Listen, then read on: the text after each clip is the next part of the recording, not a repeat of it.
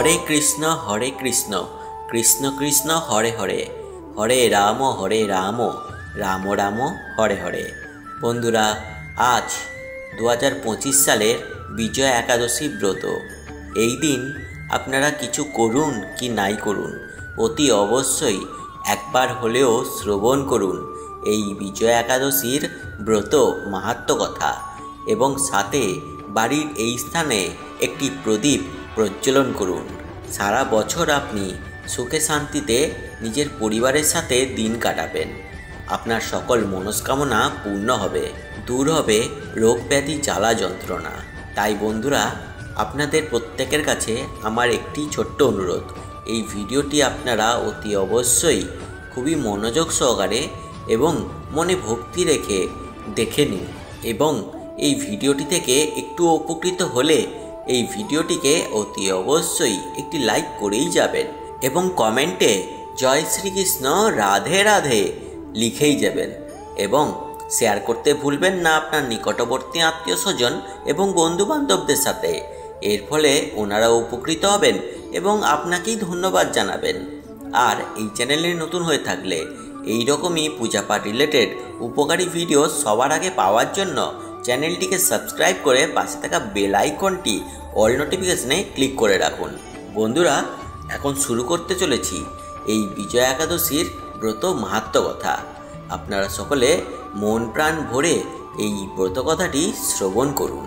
স্কন্দ পুরাণে একাদশীর মাহাত্ম্য এইভাবে বর্ণিত রয়েছে। মহারাজ যুধিষ্ঠির শ্রীকৃষ্ণকে বলেন, হে বাসুদেব, ফাল্গুন মাসের কৃষ্ণপক্ষের একাদশীর মাহাত্ম্য অনুগ্রহ করে আমাকে বলুন। শ্রীকৃষ্ণ বলেন, হে যুধিষ্ঠির, এই একাদশী বিজয়া একাদশী নামে পরিচিত। এই একাদশী সম্পর্কে একসময় দেবর্ষি নারদ স্বয়ংভূ ব্রহ্মাকে জিজ্ঞাসা করেছিলেন। তিনি এই প্রসঙ্গে যা বলেছিলেন তা আমি এখন তোমাকে বলছি। এই পবিত্র পাপ বিনাশকারী ব্রত মানুষকে জয় দান করেন, তাই জন্যই এই একাদশীকে বলা হয় বিজয়া একাদশী। পুরাকালে লক্ষণসহ শ্রী রামচন্দ্র ও সীতা 14 বছরের জন্য পঞ্চবটী বনে বাস করতেন। সেই সময় লঙ্কাপতি রাবণ সীতা দেবীকে হরণ করেন। সীতার অনুসন্ধানরত রামের সঙ্গে তখন মৃতপ্রায় জটায়ুর সাক্ষাৎ হয়। জটায়ু রাবণের সীতাহরণের সমস্ত ঘটনা শ্রী রামচন্দ্রকে জানিয়ে মৃত্যুবরণ করল।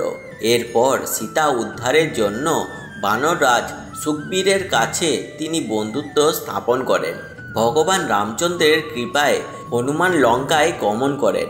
সেখানে অশোক বনে সীতা দেবীকে দর্শন করে শ্রী রামচন্দ্র প্রদত্ত আঙ্গুরীয় অর্থাৎ আংটি তাকে অর্পণ করেন।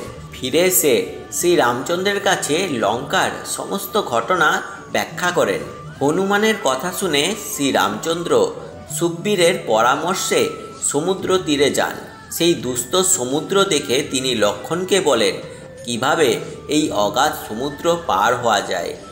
উত্তরে লক্ষ্মণ বলেন, সর্বজ্ঞাতা আদিদেব রামচন্দ্রকে তার উপদেশ করার মতো কিছুই নেই। তবে বগদাল্লভ্য নামে এক মুনি এই দ্বীপে বাস করতেন। লক্ষ্মণের কথা শুনে তারা সেই মহামুনির আশ্রমে গেলেন। মুনিবর রামচন্দ্রকে পরাণ পুরুষ বলে জানতে পারলেন। শ্রী রামচন্দ্র সেই মুনির কাছ থেকে সেই সমুদ্র উত্তীর্ণ হওয়ার উপায় জানতে চাইলেন। সেই মুনি জানান যে ফাল্গুন মাসের কৃষ্ণপক্ষের বিজয়া নামক একাদশী পালন করলে নিশ্চয়ই সৈন্যসহ সমুদ্র পার হওয়া যাবে।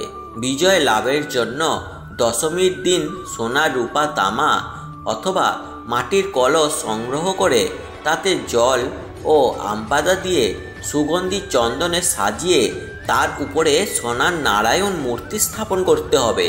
একাদশীর দিন যথাবিধি প্রাতঃ স্নান করে কলসের গলায় মালাচন্দন পরিয়ে উপযুক্ত স্থানে নারকেল দিয়ে পূজা করতে হবে। এরপর গন্ধ পুষ্প তুলসী ধূপ দীপ নৈবেদ্য ইত্যাদি দিয়ে পরম ভক্তি সহকারে নারায়ণের পূজা করে হরিকথা কীর্তনে সমস্ত দিন যাপন করতে হবে। রাত্রি জাগরণ করে অখণ্ড ঘি প্রদীপ প্রজ্বলন করতে করতে হবে। দ্বাদশীর দিন সূর্য উদয়ের পর সেই কলস বিসর্জনের জন্য কোনো নদী বা সরোবর বা কোনো জলাশয়ের কাছে বিধি অনুসারে পূজা নিবেদনের পর তা বিসর্জন দিতে হবে। তারপর এই মূর্তি বেদজ্ঞ ব্রাহ্মণকে দান করতে হবে। ঋষির কথা মতো ব্রত অনুষ্ঠানের ফলে তিনি বিজয়ী হয়েছিলেন। সীতা প্রাপ্তি এবং লঙ্কা জয় আর রাবণবধের মাধ্যমে তিনি অতুল কীর্তি লাভ করেছিলেন। তাই যথাবিধি যে মানুষ এই ব্রত পালন করবে তাদের এ জগতে জয়লাভ ও পরজগতে অক্ষয় সুখ নিশ্চিত। এই ব্রতকথা শ্রবণে কীর্তনে বাজপেয় যজ্ঞের ফল লাভ হয়। বন্ধুরা, এই ছিল বিজয়া একাদশীর ব্রত মাহাত্ম্য কথা। আশা করছি আপনারা সকলে মনে ভক্তি রেখেই শ্রবণ করেছেন। আর এখন আপনাদের সাথে শেয়ার করব, এই দিন আপনারা একটি প্রদীপ প্রজ্বলন করবেন বাড়ির কোন স্থানে। আপনারা সকলে সন্ধ্যের সময় একটি প্রদীপ প্রজ্বলন করে দেবেন ঘরের তুলসী মঞ্চে। প্রত্যেকের বাড়িতেই তুলসী মঞ্চ অবশ্যই থাকে। আপনারা কিছু করুন কি নাই করুন, অতি অবশ্যই একটি প্রদীপ প্রজ্বলন করে দেবেন তুলসী তলায়, এবং দেখবেন এটি যেন কোনো প্রকার সেই দিন না নিভে যায়। আশা করছি বন্ধুরা এই ভিডিওটি থেকে আপনারা অনেকটাই উপকৃত হবেন। তাই এই ভিডিওটিকে অতি অবশ্যই একটি লাইক করেই যাবেন এবং কমেন্টে হরে কৃষ্ণ জয় রাধে রাধে লিখেই যাবেন, এবং শেয়ার করে দেবেন আপনার নিকটবর্তী আত্মীয় স্বজন ও বন্ধুবান্ধবদের কাছে। আর চ্যানেলটিকে সাবস্ক্রাইব করে পাশে থাকা বেল আইকনটি অল নোটিফিকেশানে ক্লিক করে দেবেন। এর ফলে এইরকমই উপকারী ভিডিওর নোটিফিকেশান সবার আগে আপনার কাছে পৌঁছে যাবে। আপনারা সকলে ভালো থাকবেন এবং সুস্থ থাকবেন আর ঈশ্বরের নামগান করতে থাকবেন। জয় শ্রীকৃষ্ণ, জয় রাধে রাধে।